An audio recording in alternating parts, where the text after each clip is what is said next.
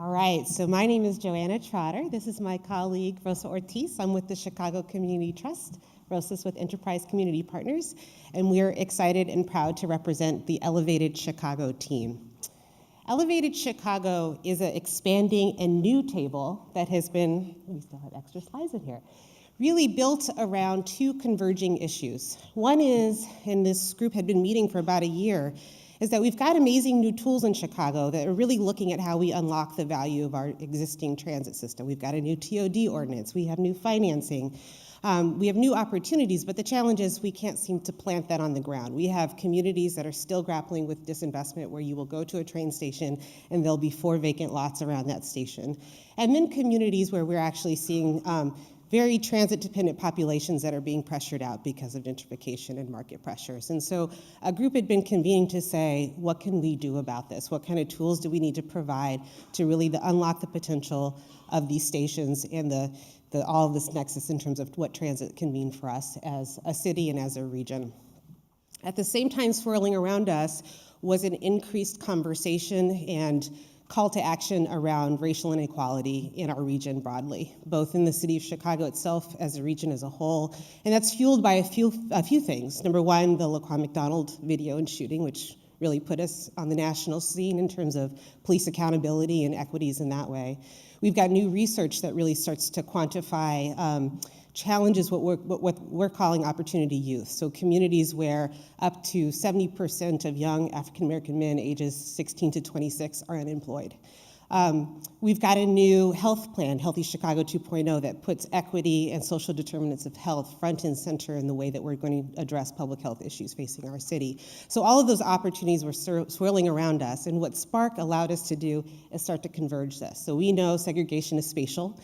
We know that what we can grapple with is very tangible sort of station area work where we can unlock the potential of transit to build community and connect community. And so that's really what L-Evated Chicago is all about. Recently, and many of you may have just seen this, on Tuesday, one of our partners, the Metropolitan Planning Council, in partnership with the Urban Institute, just released the cost of segregation study.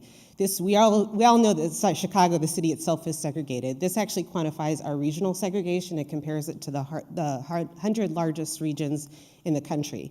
What it found is that we're the 5th most racially and economically segregated region in the country, and what that's costing us is $4.4 billion in lost income, particularly for African-American households. It's costing us $8 billion in lost GDP. And if we were to move in terms of becoming less segregated on the spectrum to the median across the 100 largest regions, we'd actually have a 30% decrease in homicide rates. So we'd literally save lives. These maps here, one is a look at the Economic Hardship Index for the city of Chicago. The other is the Child Opportunity Index. Both of these are tools that we've used in our Healthy Chicago 2.0 plan. What you need to know is red is not good, blue is good. And we have chosen communities that we want to work with that are transit accessible, but represent both types, right? We want to make sure that people stay in place in areas of opportunity, but that we use transit as a way to create opportunity in communities where that opportunity doesn't exist at the level it needs to exist. So we're focusing on the north side, and we'll talk specifically about 2 of these communities on 2 areas of the west side and then on the south side of Chicago. And the other piece when we think about the connections to transit again, if you look, this is going west, so these are some of the west side communities that we're working in. Here on the east side is the downtown Chicago area. Farther west is more affluent suburbs of Oak Park, River Forest. Smack dab in the middle are the communities we're working with. So when we talk about life expectancy, you see in the loop, 85 years. Oak Park, River Forest, above 81 years. And then right in the middle, we're a full 15 years less in terms of life expectancy. So you can see how this disparity actually carries out through our transit system. That being said, L-Evated Chicago is really thinking about 2 types of communities. One of the communities is really thinking about those communities that are experiencing rapid gentrification. And the other kind of communities are communities that really can benefit from growth investment. And so this particular picture that you have up here, it's beautiful, right? It's a wonderful amenity. It is a picture of the 606 Trail, and it is a wonderful amenity that is very recent. that is a great asset for Logan Square. Except one of the unintended sort of impacts that it has caused is that it has actually increased the cost of homes by 50%. And so what that means is that the residents of that community, the homeowners or longtime renters, as well as small businesses, are now being heavily impacted by the changes that come with those changes in prices as well. So that's one of the communities. Joanna will share a little bit more about those communities that need or that can benefit from growth investment. So let's jog south on the Green Line. We have a similar catalytic opportunity on the south side of Chicago. I don't know if you all recognize these two folks. So we won the bid to get the Obama Presidential Library, the center. We're all very excited for that. The question at hand is, these are communities that have dealt with disinvestment for decades, communities of color. We all want to see transformation happen. The question is, how do we make that inclusive transformation? How do we learn the lessons from what's happened around the 606 and build the infrastructure early on to make sure not only are we keeping people in place, but as the boat rises, all boats are rising together. So in terms of economic opportunity, jobs, procurement opportunities, that we're making sure that residents and small business owners in the neighborhoods surrounding the center actually benefit from that.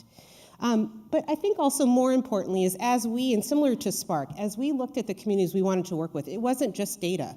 We actually wanted to work with communities and organizations and people who were already doing this work, who already recognized the connections. Bernard Lloyd is a perfect example of this. He's a recovering consultant turned developer based out of Bronzeville. Bronzeville's Chicago's historic Black Belt. 51st Street is where he's working. His vision is to create this concept around a cuisine of the African diaspora. He wants to create a restaurant row. He's got a green roof.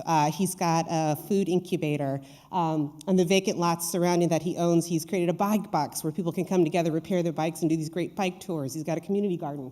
It has taken Bernard 15 years. He's got one restaurant open. One of the challenges, as he was dealing with all the city financing and pulling that all together, the housing crash happened. So the entrepreneurs he was working with lost all their equity in the housing crash. We need it to be easier for Bernard to do his work. And then finally, if we just jog one station to the south of where Bernard's working on 51st, we get to Garfield Boulevard. One of our other partners, Arts and Public Life, led by Fiastra Gates in partnership with the University of Chicago, is creating an arts block. The concept here is that we really want to replicate what he's doing or think about the model he's created as a way to do culturally driven neighborhood change. So with that, I'm going to quickly show a video that just talks a bit about the work that they're doing. The Green Line Art Center is a bit of an innovation. Artists who are interested in cinema, theater, and dance will have a space where they can workshop and incubate their ambitious projects. In many ways, the Green Line Art Center was born out of my desire to not just meet the needs of visual artists, but also really think about the constellation of great makers in our city who want to do work on the South Side or who live on the South Side. It's kind of an adaptive reuse project that will, kind of continue the development of this block in a really thoughtful way. Now you look at the cafe and the bookstore, you look at the rest of the arts block that's coming. It's encouraging people to start paying attention to Washington Park again. There's great value go ahead and in stop the video having there. a space dedicated to performance art practice on the South Side of Chicago because really there isn't one. And we recognize Thank you. So as a resident of one of the focus communities, I am honored and committed to make sure that our work includes racial equity, environmental justice, community arts and culture, as well as making sure that our health, I think I mentioned that one, right? Environmental justice, racial equity, health, and arts and culture are all absolutely there. And we have a magnificent team, those at the table, but also everyone here at the table. So thank you for being part of this effort. We know we can really make a difference. And we really want to leverage our existing train system to connect communities because we realize that as a city itself, as a region, we really need to connect within the communities that we are working with, as well as throughout the communities connected through our transit system. So with that said, how are we going to get that done, right? It's very simple. Not really.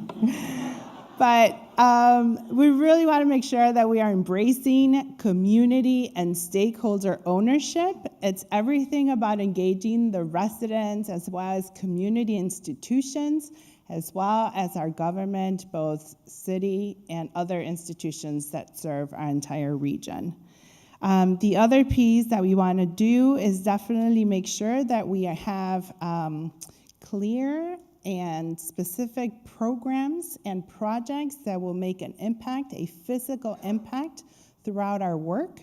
And last but not least, we want to make sure that those lessons that we are learning within each of the different typologies, communities, and efforts that we are experiencing are actually built in a way that they can be replicated.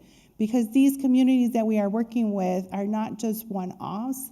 They are communities that we know are very similar to other areas within our city, but also, as we've seen throughout the days, that is also very similar to other cities and communities throughout our country.